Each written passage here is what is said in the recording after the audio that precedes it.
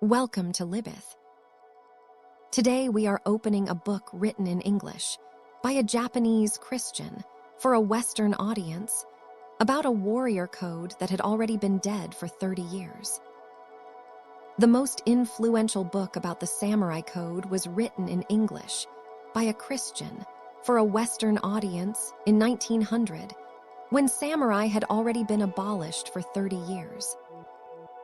That displacement is not incidental. It is the condition that makes the book possible, and the condition that makes it unstable from the first page. Inazo Nitobe was not a samurai. He was a Meiji-era agriculturalist, diplomat, and educator who had been educated in the United States and Germany, had converted to Quaker Christianity, and had married an American woman. He was, in himself, the argument the book would make about Japan, that a Japanese person could absorb the full force of Western modernity and still be, in some fundamental way, Japanese. The book was the proof of concept. The problem is that the proof required a tradition, and the tradition had to be constructed in order to be offered as evidence. The origin of the book is a domestic conversation.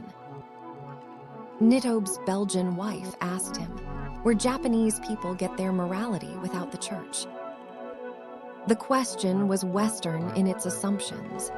It took Christian institutional religion as the default infrastructure of ethical life and treated its absence as a deficit requiring explanation. Nitobe took the question seriously. His answer became Bushido. The book is a defensive response that expands into an assertion. Japan has its own ethical infrastructure. It predates Christianity. It does not require the church to hold society together. But the assertion required a coherent Japanese ethical tradition to point to. And what existed before Nitobe wrote was not a coherent system. It was a variety of partial practices, scattered texts, regional codes, and individual family traditions loosely connected by a shared commitment to warrior values. The act of assembling them into a system was the act of creating the system. The text did not describe the tradition. The text was the tradition's origin. Japan in 1900 was a nation under extraordinary pressure. It had emerged from the Meiji Restoration of 1868 with a new political structure, a conscript army organized on Western principles, a constitutional monarchy modeled partly on Prussia, and a set of industrializing institutions built at a speed that had no precedent. It had just won the First Sino-Japanese War in 1895 and was preparing, though Nitobe could not yet know this, for the Russo-Japanese War of 1904. It was a nation asserting itself in a world governed by Western imperial powers who had recently watched China be humiliated and were watching Japan carefully. In this context, Bushido was cultural diplomacy as much as ethics. It said, in elegant Victorian English, "We are civilized, we have always been civilized. We have our own philosophical tradition, and it is as serious and as sophisticated as yours." The samurai class had been formally abolished in 1876, 24 years before the book appeared. Their stipends had been cut, their right to bear swords in public had been removed, and the formal markers of warrior status had been legally erased. The Satsuma Rebellion of 1877, the last armed resistance of former samurai against the Meiji transformation, had been crushed by a conscript army of former peasants using Western weapons. The class was militarily obsolete and legally abolished. What survived was an image, a cultural prestige, a set of values that had been stripped of their institutional infrastructure and were now available, free-floating, detached from the social system that had produced them for political use.